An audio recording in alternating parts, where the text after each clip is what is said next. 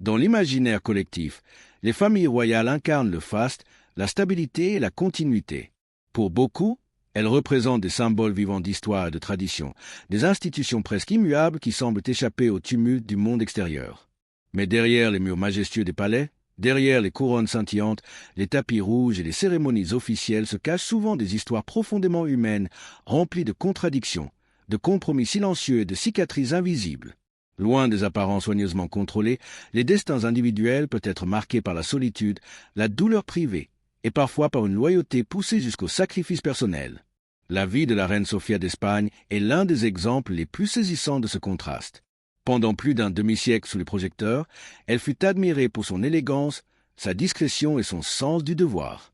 Une figure royale irréprochable aux yeux du public, un pilier de stabilité dans un pays en constante évolution. Pourtant, derrière cette façade admirable se cachait une réalité bien différente, une existence marquée par les renoncements, la résignation, le silence forcé et les blessures infligées loin des caméras. L'histoire de la reine Sofia n'est pas seulement celle d'une souveraine. C'est l'histoire d'une femme née dans une dynastie royale prestigieuse, formée dès l'enfance à apprivoiser la retenue, à dissimuler ses émotions, à se conformer à un rôle plutôt qu'à des désirs personnels. Une femme qui, en épousant Juan Carlos, n'a pas seulement uni deux familles, mais a lié son destin à celui d'une Espagne déchirée, en transition, cherchant une nouvelle identité après les années sombres de la dictature franquiste. Ce mariage, célébré sous les éclats des flashs et les yeux émerveillés du monde entier, fut présenté comme l'alliance idéale entre tradition, modernité et renouveau politique. Pourtant, dès les premières années de cette union, des fissures se cachèrent sous la surface étincelante. Des décisions imposées, des renoncements douloureux, des humiliations privées et une vérité taboue que la reine Sofia a toujours dissimulée au nom de la stabilité du royaume. Elle n'avait pas épousé seulement un homme, elle avait épousé une couronne. Et ce prince, devenu roi, s'avéra être un mari très différent de l'image qu'il donnait au peuple espagnol. Pendant des décennies, les rumeurs couraient, se chuchotaient dans les couloirs du pouvoir, dans les rédactions et les salons d'aristocrates. Des secrets connus de tous mais jamais prononcés à voix haute. La reine, elle, restait silencieuse. Toujours. Elle courbait l'échine, elle avançait.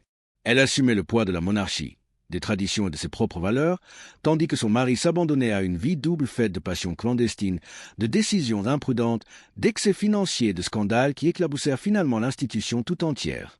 Aujourd'hui, alors que Sofia a atteint un âge où la vérité n'a plus besoin d'être voilée, elle laisse entrevoir une réalité que beaucoup soupçonnaient mais que personne n'osait affirmer publiquement.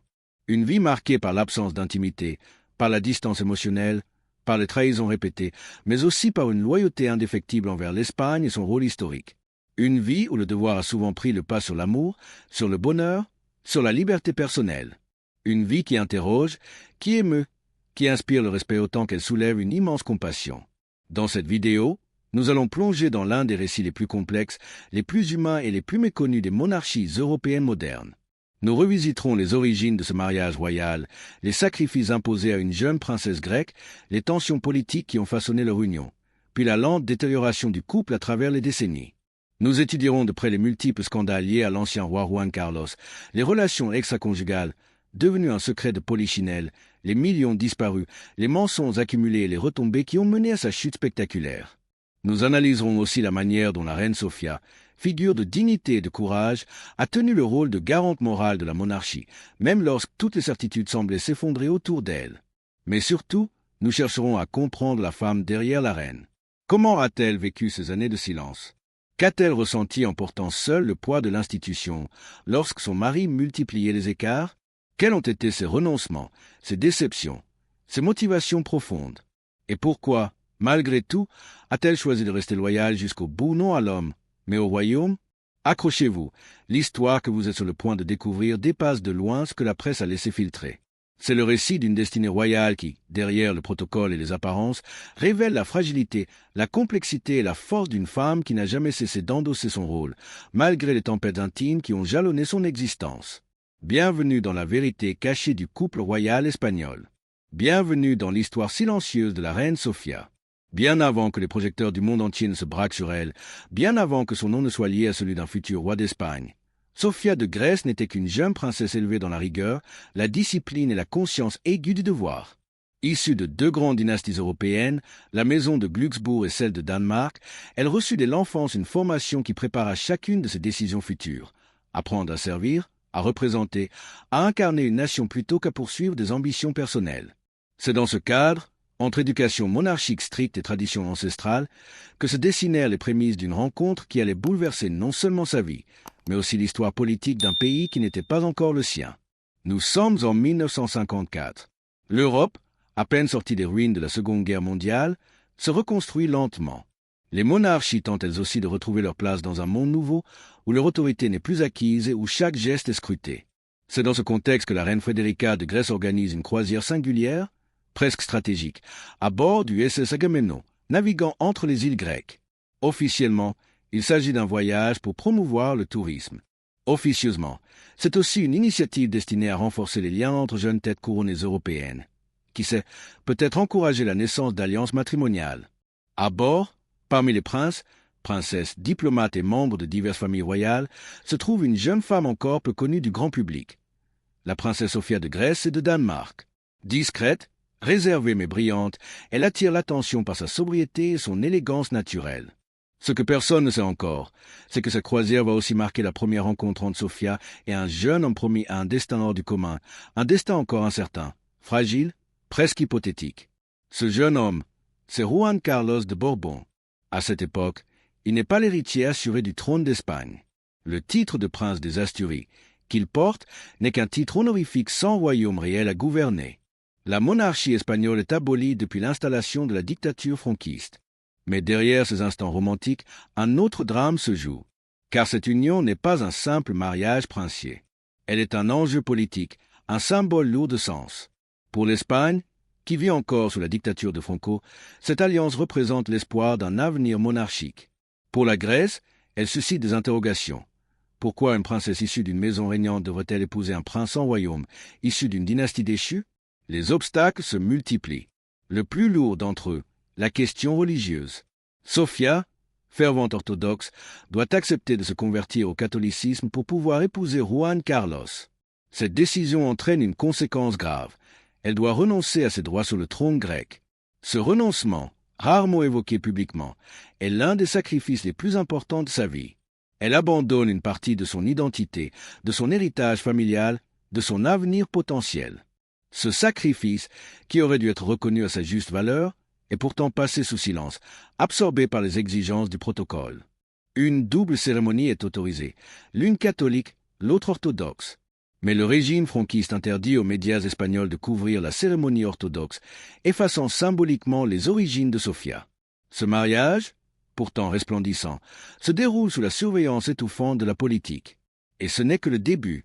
Le 14 mai 1962, alors que Madrid revêtait ses habits les plus éclatants, la jeune princesse Sophia de Grèce devint officiellement l'épouse de Juan Carlos de Bourbon.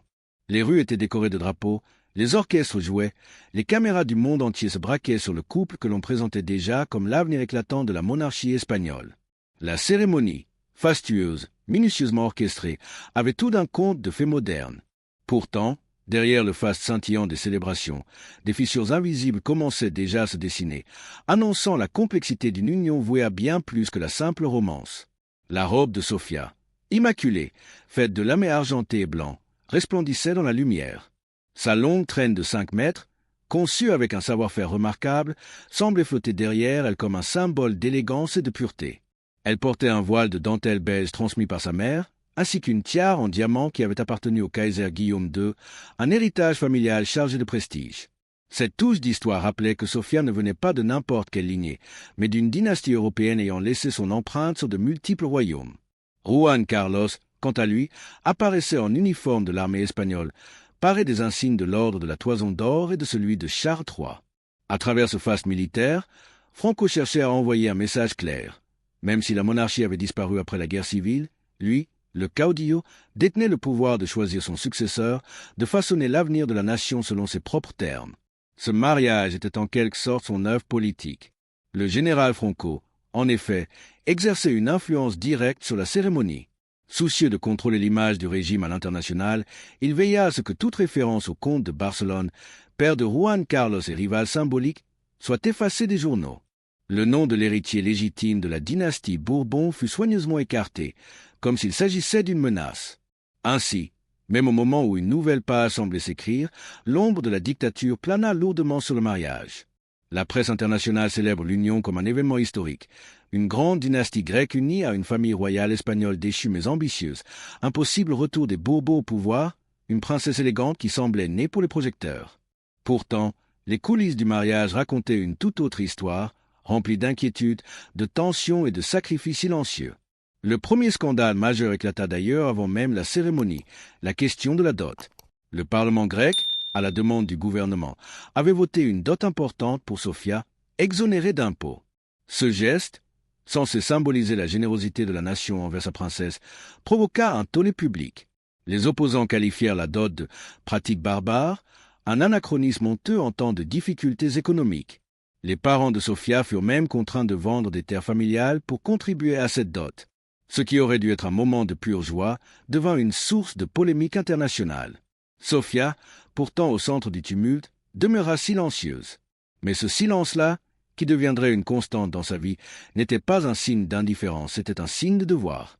Une fois les cérémonies terminées, la catholique, éclatante et ample, et l'orthodoxe, plus intime, que les médias espagnols furent interdits de couvrir, Sophia se retrouva liée à un royaume qu'elle ne connaissait qu'à travers ses livres et les récits de diplomates. Pire encore, elle devait désormais renoncer à une partie essentielle de son identité.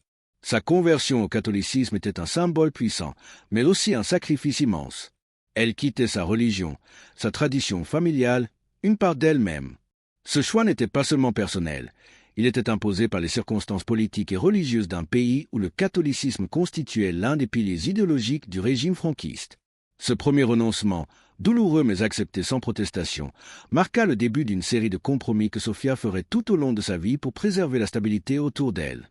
Pourtant, personne ne pouvait imaginer alors l'ampleur de ce qui l'attendait. Le couple entreprit ensuite une lune de miel à travers l'Europe, l'Asie et les États-Unis. Ils rencontrèrent notamment le président John F. Kennedy à la Maison-Blanche, donnant aux médias l'illusion d'un couple moderne, cosmopolite, parfaitement uni. Mais cette façade radieuse n'était qu'un masque soigneusement orchestré. Derrière les sourires, les photographies officielles et la gestuelle coordonnée, les deux jeunes époux apprenaient déjà à naviguer dans un mariage dicté par les intérêts politiques et le protocole, bien plus que par la passion ou l'intimité. À leur retour, ils s'installèrent au palais de la Zarzuela, qui deviendrait leur résidence durant près de 60 ans. Le palais, somptueux mais austère, n'était pas seulement leur domicile. C'était une scène, un lieu de performance où chaque geste devait être pensé, où chaque mot pouvait être interprété, et où la vie familiale authentique se trouvait vite étouffée. Sophia entra dans cette cage dorée avec sincérité et bonne volonté. Elle voulait réussir, s'intégrer, honorer son nouveau peuple. Elle voyait son rôle comme une mission sainte. Juan Carlos, en revanche, voyait dans cette nouvelle vie bien plus qu'une introduction à la politique. Pour lui, c'était le début d'une longue ascension vers le pouvoir.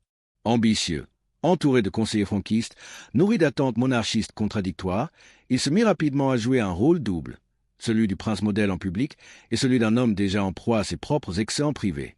Ce contraste, encore invisible à l'époque, allait bientôt s'amplifier et marquer à jamais leur union. Les premières années du mariage de Sophia et Juan Carlos furent marquées par une apparente harmonie. Aux yeux du public, le jeune couple incarnait l'espoir d'une monarchie modernisée et d'un avenir plus stable pour l'Espagne. Mais derrière les sourires protocolaires et les photos officielles se cachait une réalité beaucoup plus complexe, faite de non-dits, d'adaptations forcées et de renoncements profondément personnels. Lorsque Sophia s'installe définitivement au palais de la Zarzuela, elle découvre un environnement strict, dominé par les résidus de la culture franquiste. Une Espagne pourtant sur le point de changer, mais encore figée dans les codes autoritaires des années passées. Le protocole est lourd, inflexible. La reine doit apprendre chaque geste, chaque posture, chaque règle qui régit la vie quotidienne dans ce palais isolé des hauteurs de Madrid. Rien n'est laissé au hasard. La jeune princesse grecque, pourtant élevée dans une famille royale, se retrouve face à un système infiniment plus rigide et opaque que celui qu'elle a toujours connu. Pourtant, Sophia s'adapte sans protester. Elle apprend rapidement la langue espagnole, adopte les coutumes locales, étudie l'histoire politique du pays pour mieux comprendre la charge symbolique qu'elle porte désormais. Elle assiste à des centaines de cérémonies, participe à des œuvres caritatives et s'efforce, à chaque instant, d'incarner une image parfaite de consort royal. Son intégration est si rapide, si parfaite, que le peuple espagnol finit par la considérer comme une figure stable, presque maternelle, malgré quelques résistances initiales dues à son statut de reine étrangère. Mais si Sophia donne tout pour devenir une reine irréprochable, la dynamique privée de son couple ne suit pas du tout la même trajectoire. Dès les premiers mois de leur mariage, des signes alarmants apparaissent, bien qu'ils restent soigneusement cachés à l'opinion publique. L'un de ces épisodes, rarement évoqué mais extrêmement révélateur, survient lorsque Sofia, en voyage avec ses enfants, découvre que Juan Carlos entretient déjà une liaison extra-conjugale. Selon des témoignages proches de la cour, cette liaison aurait eu lieu avec l'actrice et chanteuse espagnole Sara Montiel, l'une des artistes les plus célèbres du pays à l'époque. Cette découverte bouleverse Sofia. Elle n'a que 24 ans, elle vient de sacrifier sa religion, son droit au trône grec, une partie de son identité. Et elle réalise soudain que son mariage n'était pas un partenariat sentimental, mais un arrangement politique dans lequel ses sentiments personnels comptaient finalement très peu. Pourtant, au lieu d'exposer publiquement la trahison ou de confronter Juan Carlos de manière frontale, elle choisit une autre voie, celle du silence et du compromis. Elle demande à ce qu'on lui prépare une chambre séparée à la Zarzuela, mettant fin définitivement à toute relation conjugale entre eux. À partir de là commence ce que certains proches appellent la cohabitation stratégique. Juan Carlos et Sofia partagent un palais, mais pas une vie. Ils apparaissent ensemble lors des cérémonies officielles, des représentations diplomatiques, des événements caritatifs, mais dans l'intimité, ils évoluent comme deux étrangers. Leurs chambres sont distinctes, leurs agendas sont séparés, leurs univers personnels ne se croisent plus que pour les exigences du protocole. Curieusement, malgré cette distance émotionnelle, les années qui suivent voient leur rôle public s'intensifier. Lorsqu'en 1975 Franco meurt, Juan Carlos est proclamé roi d'Espagne, un événement historique qui marque le début de la transition démocratique du pays. Sofia devient alors reine consort, figure essentielle d'un royaume en pleine transformation. Aux yeux du monde, le couple apparaît uni, fort, solidaire dans l'adversité. Sofia est perçue comme un soutien inébranlable du roi, une présence calme et rassurante dans une période où l'Espagne traverse d'immenses bouleversements. Sa dignité et sa capacité à éviter les scandales sont saluées par la presse. Elle se rend dans les hôpitaux, dans les centres pour enfants, dans les foyers d'accueil. Elle occupe un rôle public exemplaire et gagne la sympathie d'une grande partie des Espagnols. Mais derrière cette façade, la situation privée est tout autre. À mesure que Juan Carlos gagne en pouvoir, son comportement devient plus imprévisible. Libéré de l'obligation de séduire Franco pour assurer son avenir, il commence à se comporter avec davantage de liberté, parfois même d'arrogance. Ses absences se multiplient. Ses soirées mondaines deviennent plus nombreuses. Il voyage seul, multiplie les rencontres, entretient des relations qui échappent totalement au contrôle du palais. Sofia, elle, reste fidèle à son rôle, toujours disciplinée, toujours présente lorsque le royaume en a besoin. Le contraste entre leur vie publique et leur vie personnelle devient de plus en plus flagrant. Sofia, parfaitement consciente de l'image qu'elle doit maintenir, accepte ce sacrifice pour préserver la stabilité d'un pays encore fragile. Elle sait que toute crise conjugale pourrait se transformer en crise institutionnelle. Alors elle serre les dents, elle sourit, elle s'incline, elle continue. Plus le temps passe, plus la solitude de Sofia se creuse. Elle se consacre entièrement à ses enfants, Elena, Cristina et Felipe, et tente de créer avec eux une atmosphère chaleureuse au sein du palais, loin de l'indifférence paternelle. En vérité, c'est elle, et elle seule, qui élève ses enfants. C'est elle qui leur inculque les valeurs royales, la retenue, la dignité, la persévérance. Le futur roi Felipe dira plus tard que sa mère fut la colonne vertébrale morale de toute la famille. Pendant ce temps, Juan Carlos s'éloigne de plus en plus. Ses appétits, qu'ils soient politiques, financiers ou sexuels, façonnent son quotidien. Il mène une double vie de plus en plus difficile à dissimuler. Mais tant que son rôle comme symbole de la transition démocratique reste intact, les institutions, les médias et même certains membres de sa famille préfèrent ne pas voir ce qui se passe dans l'ombre. Sofia, elle, continue dans le silence. Ce silence qui n'est pas de la passivité, mais un choix stratégique. Elle ne veut pas être la reine qui détruit la monarchie par un scandale conjugal. Elle ne veut pas être celle qui expose les faiblesses du roi au moment où le pays a besoin d'unité. Elle porte cette charge, malgré la douleur, malgré l'humiliation. Et puisque personne ne la défend publiquement, elle apprend à se défendre seule. Elle construit une forteresse intérieure, une discipline mentale impressionnante et adopte une philosophie stoïque qui deviendra sa signature. Servir avant d'être servi, protéger avant de se protéger. Ce sont ces premières années, faites de renoncement, de désillusions et de combats silencieux, qui feront de Sofia la reine respectée que l'Espagne connaît aujourd'hui. Et ce sont aussi ces années-là qui marqueront le point de départ d'une trajectoire tragique, celle d'un roi qui se perdra dans ses excès, et d'une reine qui paiera le prix de son silence. Lorsque Juan Carlos accède au trône en 1975, la monarchie renaît de ses cendres. Pour l'Espagne, c'est une nouvelle ère. La transition démocratique commence, les institutions évoluent et le pays s'apprête à laisser derrière lui près de 40 ans de dictature. Mais pour Sofia, cette montée sur le trône marque le début d'un chemin encore plus exigeant, encore plus solitaire. Elle entre alors dans une période où les exigences protocolaires atteignent un niveau effrayant. Pendant longtemps, la monarchie espagnole a prospéré sur une illusion, celle d'un couple royal uni, complémentaire, presque indissociable. Sofia en représentait la partie lumineuse, la grâce, la stabilité, la dignité, tandis que Juan Carlos incarnait la puissance charismatique d'un souverain moderne. Ensemble, ils formaient ce que beaucoup percevaient comme un duo solide, un pilier essentiel de la démocratie renaissante. Mais cette belle façade commença lentement à se fissurer. Pas d'un coup, pas par un scandale isolé, mais à travers une accumulation insidieuse de gestes, d'absences, de regards figés. L'opinion publique, longtemps aveugle ou volontairement déférente, commença à remarquer ce que Sofia cachait depuis des années derrière ses sourires impeccables. Les premières fissures n'étaient pas encore des scandales, mais plutôt des silences. Des silences dans lesquels se cachaient des vérités que personne n'osait nommer. Sofia apparaissait parfois seule lors d'événements où la présence du roi était attendue. Le protocole expliquait, minimisait, déguisait. Mais le peuple, lui, voyait la reine seule. Trop souvent seule. Pendant ces périodes, elle se déplaçait avec une élégance presque irréelle, mais ses yeux trahissaient une fatigue profonde, un poids dont seuls ceux qui vivaient à l'intérieur du palais pouvaient saisir l'intensité. Peu à peu, les observateurs commencèrent à noter la froideur entre les époux. Dans les images officielles, Juan Carlos semblait éviter les regards directs de sa femme. Lors des réceptions diplomatiques, leurs échanges étaient brefs, mécaniques, sans chaleur. Ce que les caméras captaient n'était plus une complicité formelle, mais une distance soignée, presque calculée. On aurait dit deux collègues qui se respectaient par devoir, mais qui n'avaient plus rien à se dire. La vie de la reine Sofia est bien plus qu'une simple histoire de royauté ou de protocole. C'est le récit d'une femme qui, pendant des décennies, a incarné la dignité, le courage et le sacrifice silencieux. Alors que le roi Juan Carlos s'égarait dans ses excès et ses scandales, Sofia a choisi de rester fidèle non seulement à son rôle, mais aussi à l'Espagne, à ses enfants et à l'idée même de monarchie. Elle a supporté l'inimaginable, les trahisons répétées, la solitude, l'humiliation publique et privée, tout en continuant à offrir au monde l'image d'une reine impeccable, calme et forte.